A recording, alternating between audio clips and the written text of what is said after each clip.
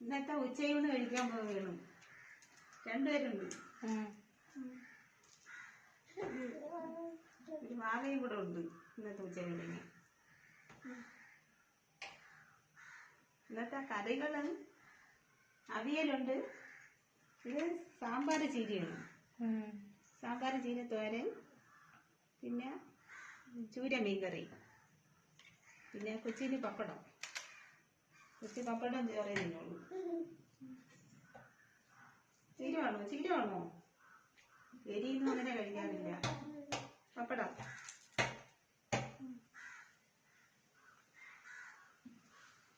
പപ്പടം കഴിക്കാനാണ് വന്നത്. കഴിച്ചു നോക്കട്ടെ. സാമ്പാർ ചീര വെച്ച് നല്ല ടേസ്റ്റാണ് സാമ്പാർ ചീര. പറ്റൂല, ഇവനും വെച്ചുകൊണ്ട് പറ്റൂല. നല്ല ടേസ്റ്റ്.